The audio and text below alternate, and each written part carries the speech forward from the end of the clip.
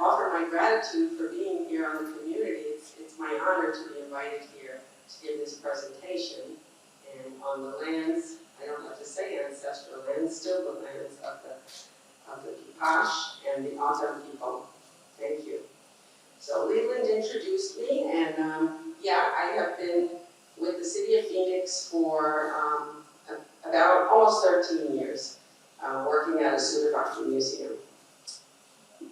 So this image, the first slide is a 1928 image of the platform mount at Sudovaki. Though it went off. Well, anyway, along the Salt River Valley, there are a number of large Autumn villages, and you guys may be familiar with this. If you are, let me know. But almost all of them, I mean, they all have a platform mound or a va'aki and a ball court, and then lots of neighborhoods. And the image that I was showing you is one of the is the va'aki at Sudovaki. And as Leland mentioned, the name of the museum used to be Pueblo Grande for many, many years, since the 1920s. And it's a Spanish name, and we changed the name recently to better reflect the connections and the continuity with the Autumn people. Hoping that comes back on. So my presentation is about the history of the archaeology at Sudovaki, like a brief history of the archaeology, and things that have changed recently to better honor the continuity with the ancestral Autumn people and the Autumn people today, and tell you a little bit about what we are doing in the City Archaeology office. We're in business now. And please do feel free to ask questions when you have them. I'm comfortable with that. So Sudovaki was donated to the City of Phoenix in 1924 by Thomas Armstrong, who was avocational, just real interested in archaeology. He donated the land with the va'aki on it to the city so that they could protect it and preserve it. The first archaeologist was hired in 1929, and the place is now listed on the National Register of Historic Places, and it's Phoenix's only national historic landmark. And what that means is that it's a place of exceptional national significance in history. The museum is also the place where it's a repository where we curate the artifacts and notes and photographs from all the archaeology that's done in Phoenix. It's also got galleries and exhibits and a compliance office, which is where I work, and we do some research. So the position that I hold today was first created to be the director of the museum and the city archaeologist. And that function has changed over the years, and it's little flashing things. And it's changed a lot. Like, I work now as a compliance person and make sure that all the archaeology in the city is done appropriately and respectfully and in compliance with the laws. And there's a variety of laws, I won't bore you with them. But when I first started working for Sudovaki, I met with Angela Garcia Lewis of Salt River. She works for Salt River, Pima-Maricopa Indian Community Tribal Historic Preservation Office. And she said to me, we'd like to consult in person about the archaeology you're doing, and I suggest we meet once a month and talk. And so we started doing that. And over the years, I learned a lot from Angela, and now we actually meet, the museum staff meet with the SRPMIC and the Gila River Indian Community TIPOs, Tribal Historic Preservation Offices. So they have input with us on exhibits and naming, which we'll talk about a little bit. The new name of the museum, but also new names for trails and things that are culturally offensive. And just even, research, compliance, everything. we get that input. Sudovaki is an ancestral place to the Author people, who refer to their ancestors as Ugam. And you might hear me use the term Hohokam. I'm trying to move over to ancestral Author, but there are some, there's some historical things in the presentation where it might come up. The village began as a settlement in about AD 600, and was one of the biggest villages along the Salt River, the lower Salt River.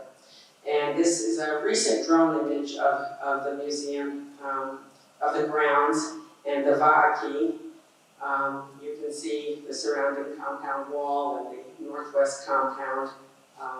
This is all, part of the site that you can still see today if you come and visit. And then we have replicas of what houses would have looked like. So it's also located at the headwaters of some major irrigation canals, which we'll take a look at. And once had a tower-like structure similar to what's at Casa Grande. And thousands of prehistoric features. So research indicates that there were a lot of people came into this village at around 1100 AD. And the platform mound and surrounding areas generally date to that late portion of the site. Even though the people were here from much longer than that, these are the later components of the sites that you see.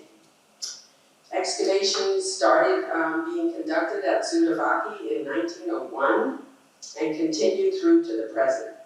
We're not doing any excavations in the park, but outside of the park, there's private land all surrounding the museum, and when private developers want to come in and build something, they have to come to my office before they'll get a permit, and I make them do archaeology. And so we have really, most of this village has been excavated. The part that we have in the park, we preserve it. I hope this comes back on because I have a nice map of the canals and showing the Sudovaki's place in the canal system. Yes? Do you have any idea how most recent people occupied that area? Okay, how late people were there? Not exactly. The archaeology story has always been, they were here till 1450 AD. We know now that that's not really accurate. It's just where we have, we lose track of them in the archaeological record. And we know that they were still here. They might not have been on that particular site, or, okay, I can change my slide now. But I will say that we're doing lots more research these days about the continuity and what happened between AD 1450 and 1860 when Euro-Americans came into the Phoenix area. So we actually have an ethnohistorical study being done right now by one of the companies that Jill works for, actually. That report is due to me like a year ago.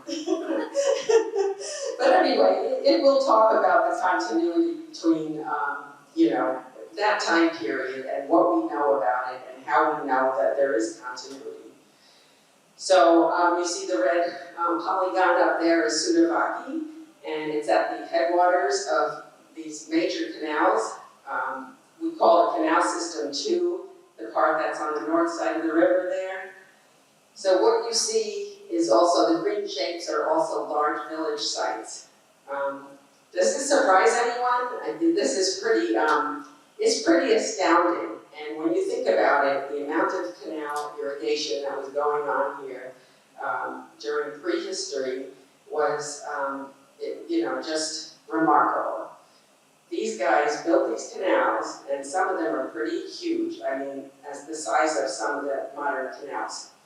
They built them with no metallurgy and without any draft animals. And just look at that.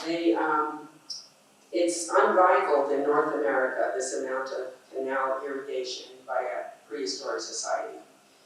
So it's pretty exciting place to do archaeology and learn about cultural resources. Along the Gila River, of course, I don't have it shown here, lots of canals there too, but not as many because, you've got the mountains alongside the river. But here we had, these canals could be extended for miles and miles, some of them as long as 16 miles long. But I'll get off on the canals and I'll forget about everything else because I really think they're pretty amazing. So the canal south of Sudovaki it's a place we call Park of Four Waters. It's a name that the city engineer in 1924 gave to the place.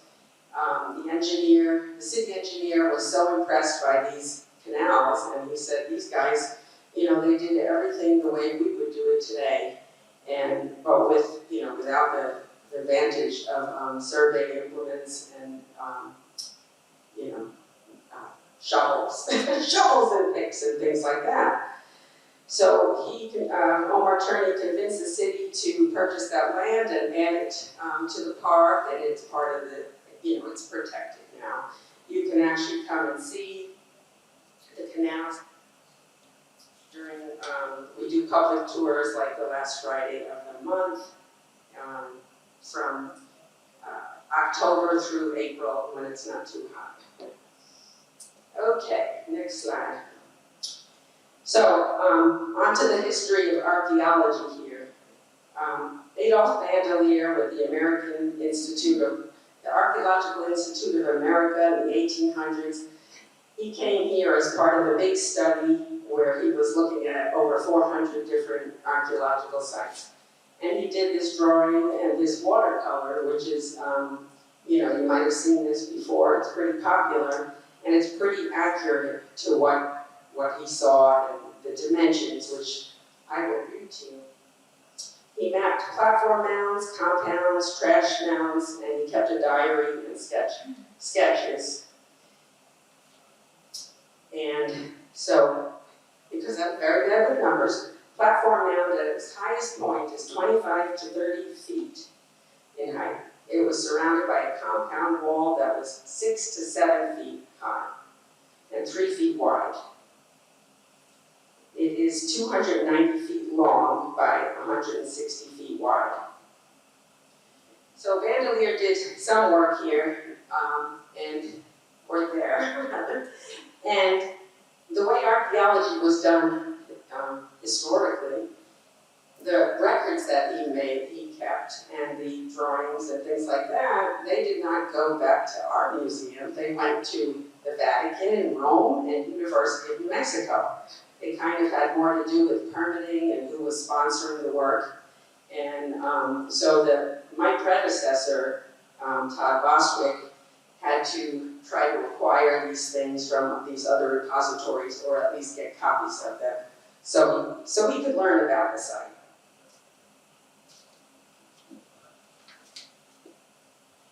I wanted to mention, because I'll be talking about it a little bit more later, but my predecessor got bond money to do extensive research on all the old archaeology that was done at the park, at the site, because nobody published it. They just did work and they didn't write reports. And so in 1980s and 90s, my predecessor and a couple of other archaeologists put together 3 volumes of a 6-volume archival series. So 3 volumes finished and tell you a lot about this site. Another one was more recently done by me and a group of researchers. And we have still 2 more to come. Some things take a long time. Frank Cushing is another archaeologist that came with the Hemingway Foundation.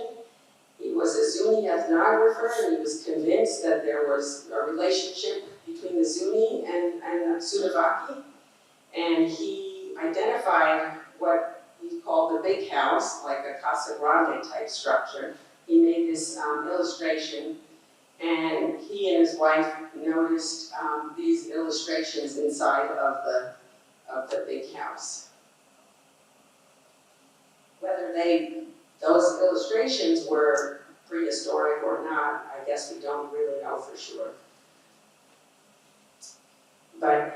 He never published any of his work, and his work is generally not accepted as scholarly. There was rumors that he rode his horse up the side of the Vaki, and just not real respectful work. Well, I'll just keep going. American Museum of Natural History sponsored Eric Schmidt to do the first scholarly work at Sudovaki, 1925. I think it was the first dissertation on the ancestral Occam archaeology.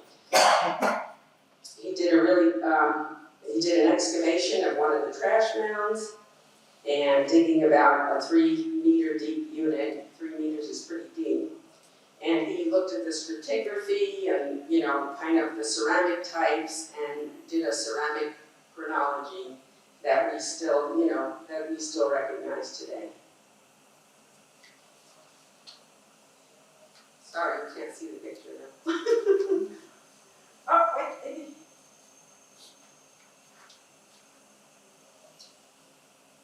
feel like it's going to be over. Okay. Anyway, there you go. Some pretty artifacts that, and they don't necessarily have to do with Eric Schmidt's excavation, but they're good examples of, the red-out bluffs that he saw.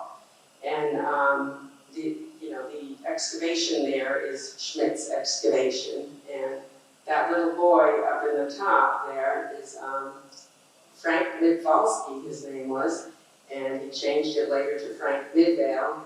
And you may have heard of him, some of you. He did a lot of archaeology during historical times. It was very interesting, the canal system.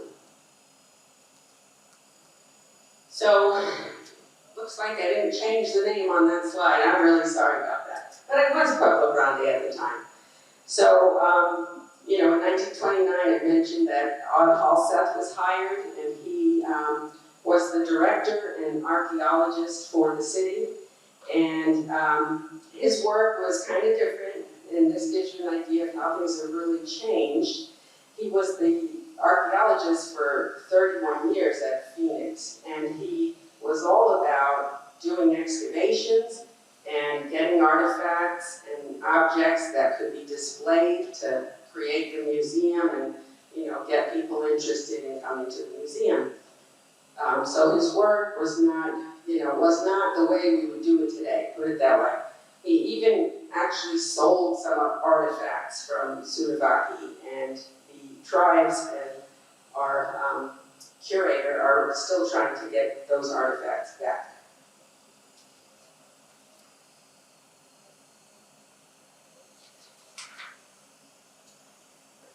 Under Odd Halseth, Julian Hayden was invited to Sudovaki Museum.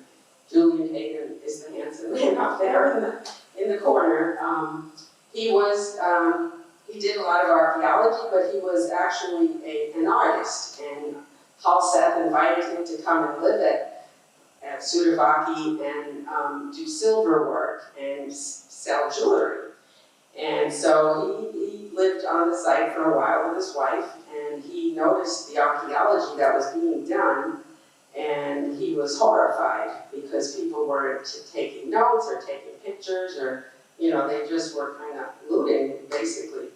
And so he made a fuss about it, and Odd Halseth put him in charge of the archaeology.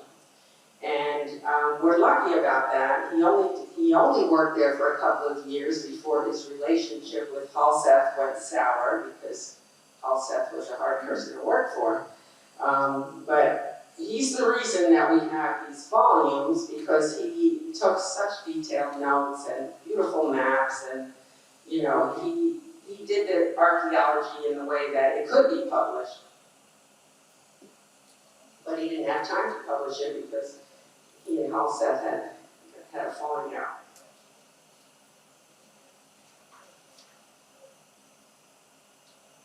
I think this might be the last history slide. But anyway, the work's progress administration, after the CCC, Civilian Conservation Corps, these Depression-era work groups did archaeology at Sudovaki. Al Schroeder was another good archaeologist who did work after paid and left. And he dug Trash Mound 1, he dug like a couple of trenches in it amongst digging at a number of other sites in the Salt River Valley. They called, the project he was on was called the Salt River Valley Stratigraphic Survey. And so he looked at a lot of different sites. And we'll see a little bit more of Trash Mound 1 in a little bit.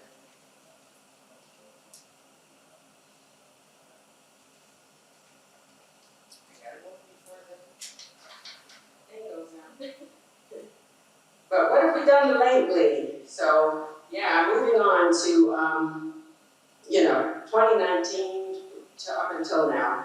What we do now at the museum is, what I do at the museum with volunteers is a lot of what we call legacy archaeology. So we work with the artifacts from the museum, and we try to publish projects that were not published before.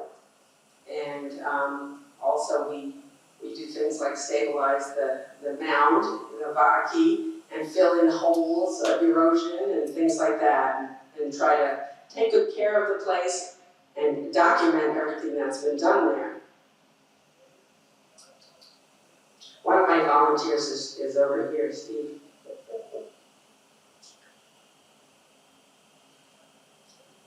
Okay, I hope this slide comes back on. One of the recent things we've done that I'm kind of excited about is that we started collaborating with Arizona State University. We have this area, the Trash Mound 1 that I told you about, where Al Schroeder did, 2 trenches. There's artifacts all over the ground out there, and it's an area that's fenced in. It's right here, right south of the Vaki. It's an area that's fenced in, and nobody's supposed to go there, but people cut the fence. We have, I won't say big vandalism, but we have some, encampments in there, and people, cut firewood and stuff like that. And my boss said, what do we need to do to be able to clean up and cut the trees and, make it so that people aren't attracted to go in there. And I said, well, we need to do archaeology, but we don't want to do any digging because we're in a preservation mode. So I talked to a professor at ASU, Matt Peoples, and I said, would you want to do a field school over here in this part of the site where you would not be digging, but you would just be maybe surface collecting artifacts and doing research? And he was so excited about it. He said, yeah, in fact, we don't want to collect the artifacts. We just want to do in-field analysis. And, this would really be great. We could teach the students about, that you can do archaeology without digging, that there's a lot to learn from what's on the surface, about archival research. There's actually some historical component to this area too, some old buildings. And he said, and we could teach them a lot about how to work with the tribes. And I said, this is wonderful. So we thus began several years of preparation for this. In fact, Jewel helped out too. We brought the tribes out, the tribal historic preservation offices, to look at the area and see what they thought. And what followed was, students signed up for this class, and they had instruction from the tribes. So Barnaby Lewis, the tribal elder and tribal historic preservation officer for Crick, gave a talk, and we took the students around the trail at the museum, and so they could learn about new signage that we did. I'm kind of all over the place, I know, but we redid the signs in the last couple of years. I think things are moving so fast at Sudavaki that I almost can't keep up. So we redid the signs in consultation with the Autumn, with Salt River and Gila River, so that we could tell the story more appropriately. And that part of this training the students was taking them around to the signs and explaining those changes. We talked about permitting. I say we, I didn't really do it, but but I got it going, you know? And it turned out to be a wonderful thing. The students had little groups that they did presentations on, you know, there was a group for ceramics and one for historic stuff, and it turned out to be a really nice program, and we'll probably do another one in 2025, but maybe not in the same location. Here's what else we're doing. PMAP, we call it. And we call it PMAP because we started it when it was Public Grande before we changed the name. So we have a team of volunteers and me, and we are mapping in GIS all of the archaeological projects and all of the archaeological features that have been found at Sudavaki. So, you know, it's a, I have to fix, I'm sorry, you'll see Pueblo Grande on some of these maps. I thought I changed it all, but I didn't. So all of these little, you know, the boxes, they're different projects that were digitized. And more recently, we got ASU involved, a couple of the professors there, and also Raylan Williams and Angela Garcia Lewis from Gila River and Salt River helped us create a story map using this digitized data. We're trying to get that story map public, but it involves some red tape. So here's one of the, you know, I'm just going to kind of show you a couple of different projects so you can see what we're doing. This image shows pit houses. It's like, you know, you can see the aerial photography in the, you know, underneath the building and the platform mound. But all those other little shapes, they're pit houses that were found and excavated during the Julian Hayden era. And that's that section of the park, of the site.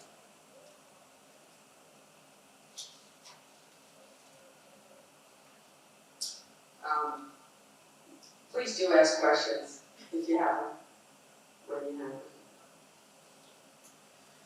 Then we also did the volume 5 of the archival series, which had been started in like the 1990s and just kind of set aside. And when I came on board, I asked the person who had my job before me what he recommended I do for research, because I really had no idea. And he said, you could continue this volume 5.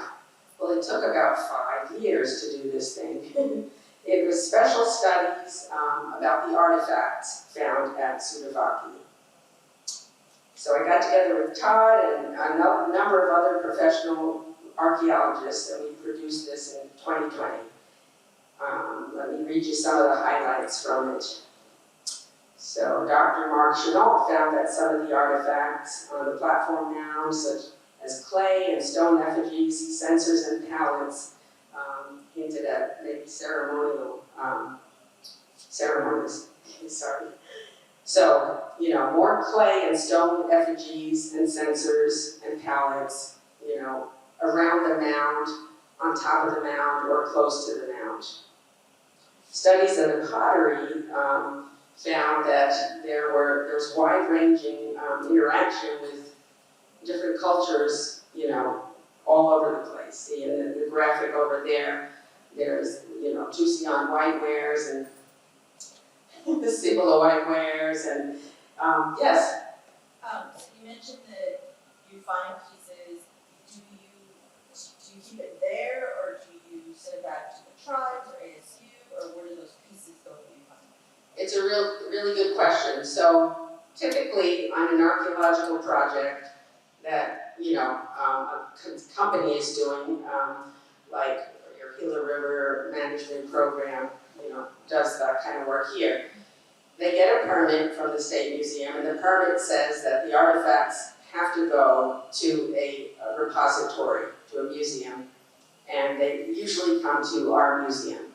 However, we are also very much involved in repatriation to the tribes, and things are really changing right now.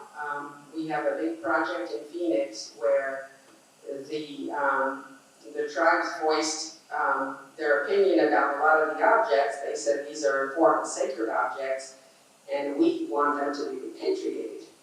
So the Arizona State Museum, who's in charge of state repatriation, rewrote a burial agreement and identified all those objects. So those objects are now, they're supposed to be repatriated at the end of the project. After they're studied and all of the work is done, they will be repatriated to the tribes.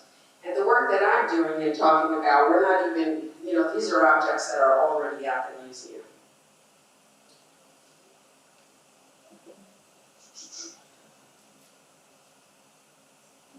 So, cultural connections, that are evident from the pottery, from northern Mexico, from southern Utah, and the Four Corners area. And also, Dr. Chris Lohendorf, I don't know if any of you know him here, he works here on the Gila River Indian community. He studied the obsidian artifacts for us, the obsidian being a nice black, glassy, volcanic stone.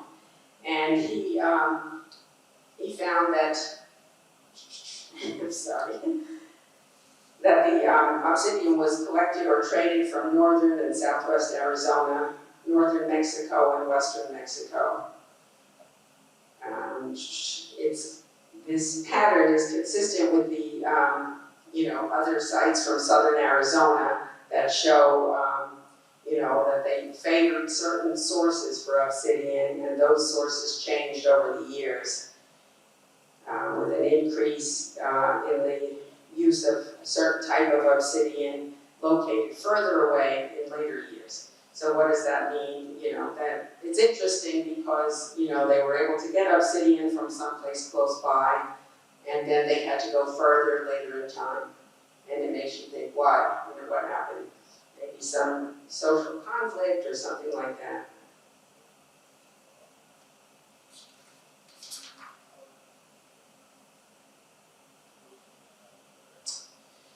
So there was a large-scale project at Sudovaki back in the 80s, and that is the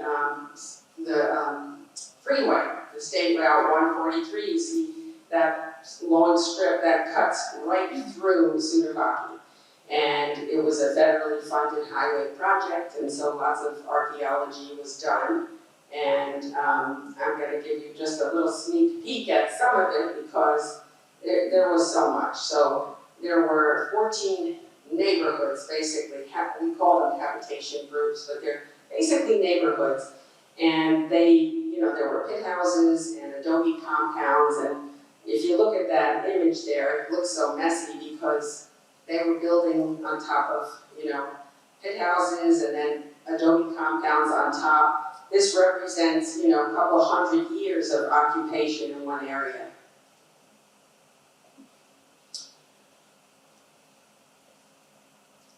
And also in the upper corner is a cache of ceramic dogs that were found on this project. And these are, you've probably seen these before, you might have some in the museum, I don't know.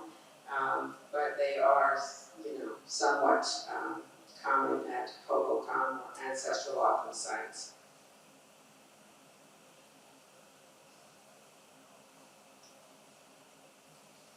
This other project here, number 3 up here, is it was a private development project right across the street from the museum.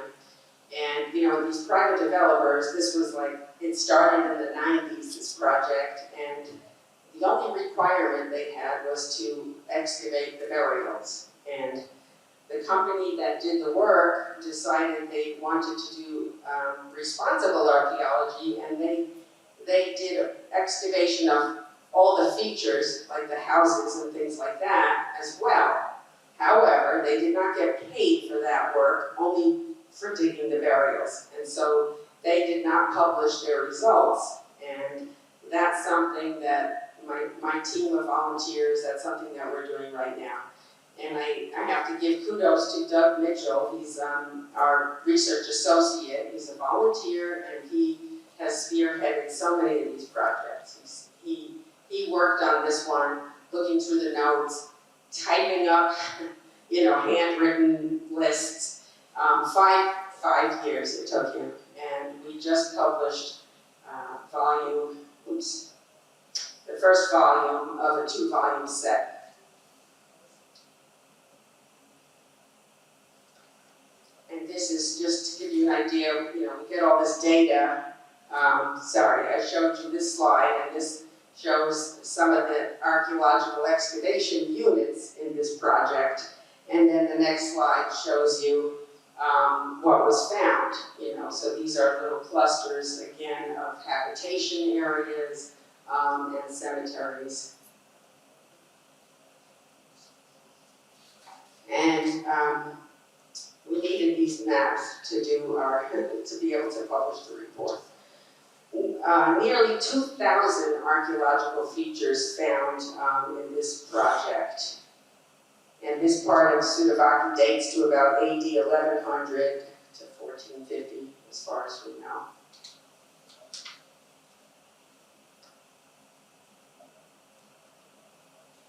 This is another little project done in Sudovaki that didn't find quite as much, but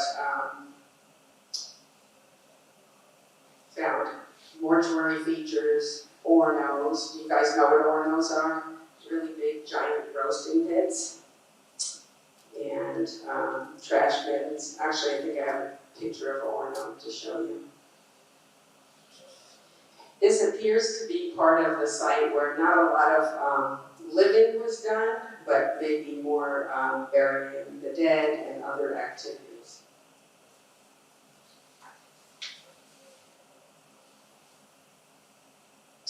And then the pre-flight project.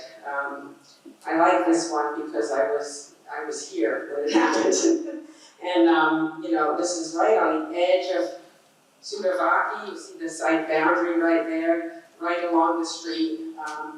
They built a parking structure, and they came to us to get a clearance, and we said, well, you're going to have to do archaeology.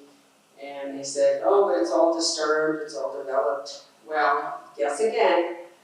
We had them do testing and data recovery, and they found lots of archaeology. And, these images are, bird's eye views of the pit houses that were found, and even an adobe compound that looks like it's, been cut off by 44th Street.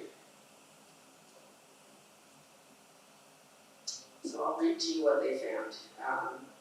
30 pit houses, an adobe walled compound, and middens, artifact caches, some very interesting artifacts, which I'll show you. Animal burial, other human burials, and ornos, and lots of thermal pits and non-thermal pits.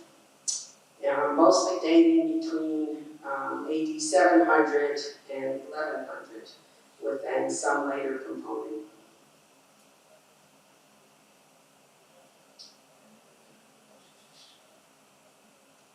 Okay, I did something here, didn't I? Okay. I should have done that when I went. Anyway, here are some of the objects that were found. They found maybe 6 of these, these ceramic dogs that archaeologists used to call them guanacos, and they used to think they were llamas or something like that. They actually, what's interesting to me is that they have different faces. They all have different faces, these objects. Little ceramic pinch pot and argillite pendant and shell pendant. An argillite quail, and somebody excavating a Secatone red on buff jar, turquoise bead. And what's really interesting, I think, is this ceramic figure here. Has anybody here seen anything like that? Including you, Jewel, have you? Okay, so these are really rare, but they do find them at some ancestral Latham sites. And it's a bighorn sheep, actually. If you look at the image there, they're sensors, which means they're like an object that maybe something was burned in. But the horns are missing on, I think on both sides on this one. But the image that I was showing you was another one that was found at Sunavaki back in the old days. And you know, I don't think we can even find the object now, but we have that catalog card. It might have been one of the objects that was given away. But these bighorn sheep figures are found at some ancestral autumn sites, and they usually have a horn missing or both horns missing. And my understanding is it's not that easy to cut those off, that they were probably intentionally broken like that. Intentionally broken by the people who lived there. Well, I'll change the slide and maybe it'll come back.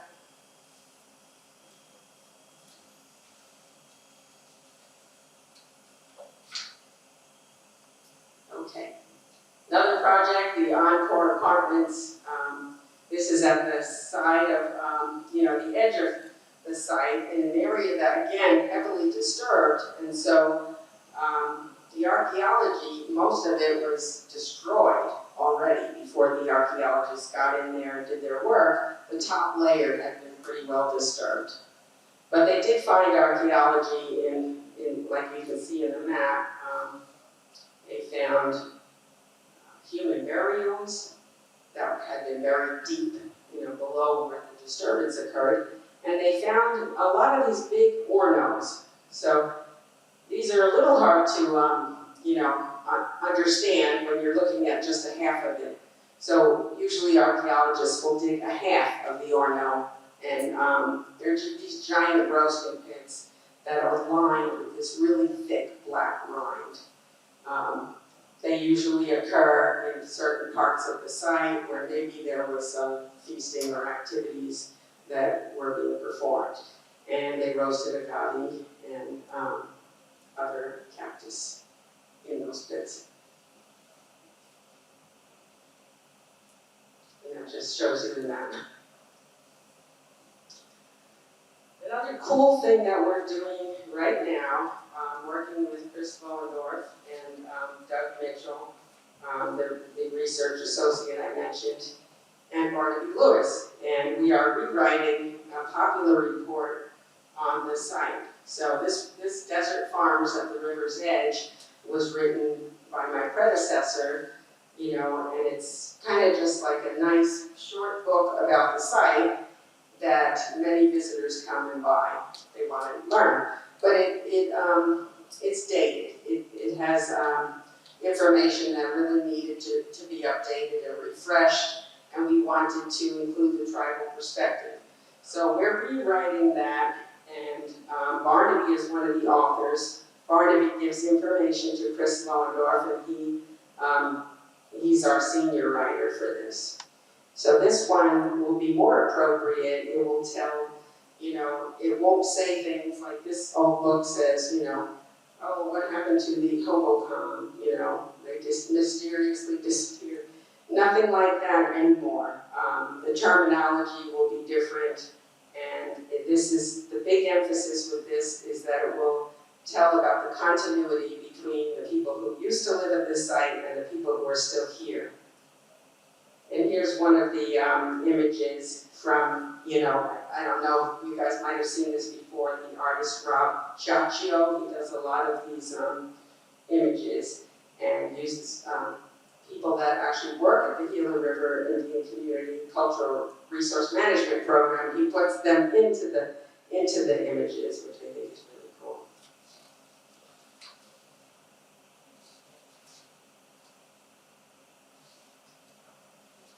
So I kind of gone all over the place with this, and the big takeaway is, this site was really important, and it's important not just because, there was a lot of things that happened here, and it was located near the headwaters of a major canal system, but also because it's the only one, in the Phoenix area that is still protected, and you can actually still come and visit.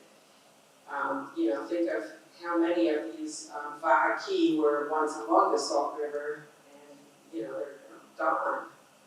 So that's one of the things I wanted to emphasize. And the site has had a long archaeologists that did things in different ways, and a lot has changed over the years. We're really trying to,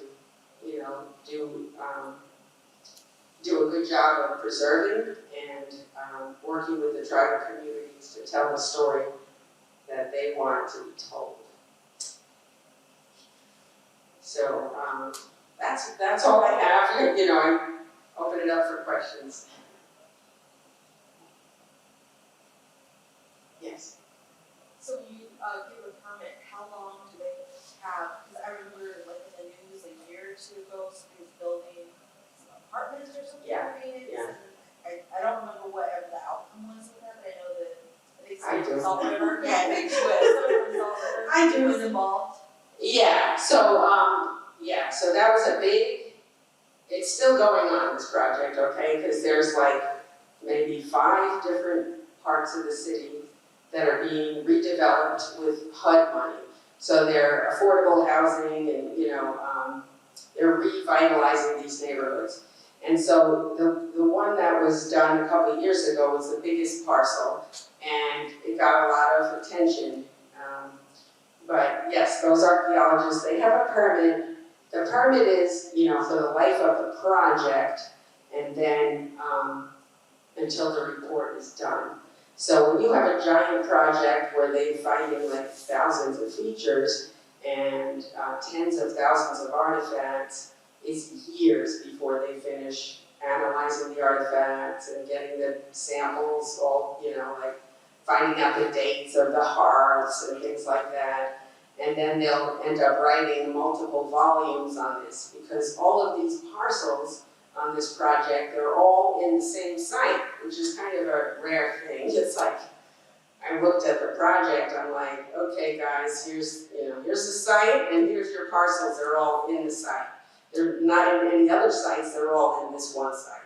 So it'll be like one giant report when that is finally finished. But that is the project that I mentioned where the State Museum decided to rewrite the burial agreement to reflect the objects, because there are a lot of objects coming out of that project.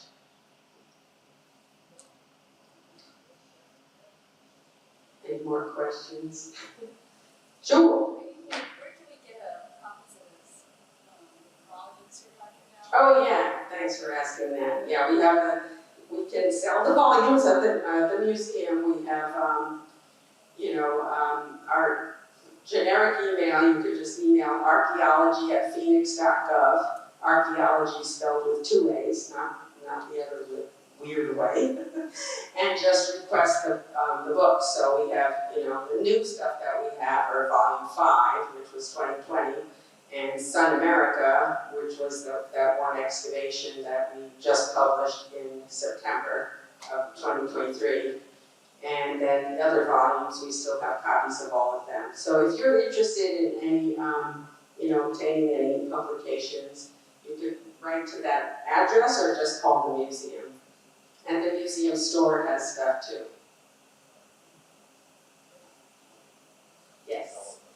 So, I know this site needs a lot of attention. How about the rest of Phoenix, where there's reconstruction done? Do you handle that as well? Yes.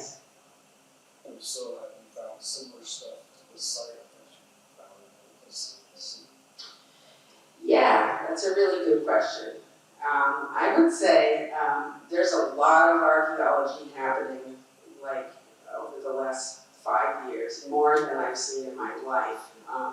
In Phoenix, a lot of archaeology. I mean, all the way out in the West Valley, the South Mountain Freeway, and when that freeway went in, all different private developments or industrial parks, start being built along that, all needing archaeology. And yes, there's been a lot of archaeology, and I do see a lot of it, unless it's on the community, then it's confidential. But yeah, we see a lot of similarities in objects, but we also see a lot of differences, and that's what really I find remarkable, that kind of the further you go out towards the west, the artifacts are a little bit different. There's just some differences, which makes sense. But you can't really say that one site is a good example of other sites because they're all so unique, and there was no one way that people did things, you know. I mean, think of people today, you know. Everybody has different ways, and it was that way back then too. You know, just even trying to study some you know, I mean, generally the houses are organized maybe in a certain way, but they're not like cookie cutter things at all. You know, you can't predict what you're going to find. It's pretty amazing, really. So after they're found and documented, they're just covered back up again and built on top? They're pretty much destroyed because excavation, data recovery, we call it, it is a destructive process. Because you dig these features, like the hornos I showed you, once they're dug, they're kind of, you know, they're not the same anymore. And when a private developer goes in, you know, they just do, or when any developer goes in, once they're done, we're done with the archaeology and have recovered all the information and we're gonna have a report and all of that, they're free to do what they want, and that's the way the law works. The law doesn't say you need to preserve this place. And I hardly ever see, I never see, you know, projects where we can actually preserve something archaeological in the ground. Except the project in Tempe that they're really trying to do that. They found a really, you know, the footers of what they think is a big house. And they buried it back up, and they're not letting anybody disturb it. And they hope to maybe make like a museum or, you know, something like that. I hope they can do it, but that would be maybe the first time I've ever seen that done. I don't know, Jewel, if you've ever seen preservation of archaeology, unless you just tell them you can't do your project, which we don't get to say that. I can't think of any situations where they work on preservation. Besides that one. Yeah, so that's a new thing, I think, and I was really impressed about Tempe trying to do that. You know, I thought, wow, that's pretty cool. Because the laws don't support it, you know, and I was going to say something else about that. Oh, yeah, I mean, we do recommend people just not build in certain areas, but, you know, we can recommend that they don't. But the only time they, you know, really listen to us is when they can't afford it, you know. Like, you have to do this archaeology if you're going to build here. And sometimes they just decide not to do it. So you only handle Phoenix. Does the same thing happen elsewhere in the city, state, counties? No, it's a little bit different because Phoenix has an ordinance about archaeology. You know, some of the other cities have ordinances, but they don't all have city archaeologists that really watch, watch this stuff. Because my job, I have like, okay, all the city departments, when they want to do something, they have to come to our office. You know, it's just me and Becky, my assistant, and we review, we tell them what they have to do. And the private developers, because they're going to get a permit from the city, the permitting office will ask us to review the project, and then we'll tell them what has to be done. Not every city does that. Lots of cities, they don't do that. I think, Tempe really tries because they have a historic preservation officer, and I think they do a really good job. And Mesa is trying, but yeah, it's not the same everywhere. Now, if you have federal money, then they have to do archaeology. Then it's a requirement, federal money or state money. But if it's just private money or city, they don't all do archaeology. Anybody else have any questions? I really appreciate you guys being here. Thanks. Thank you. I like the pictures you had in your presentation. Oh, thanks, Yeah, Jewel. you can see like the stockyards and Oh, yeah. behind that restaurant. Yeah, I should have thought to point it out. Yeah, we have lots of really cool old photos at the museum, old photos and old maps. And our curator, who was here last week, I think, but nobody showed up. She's wonderful, and she takes good care of all of the maps and artifacts and photos, and she's very strict.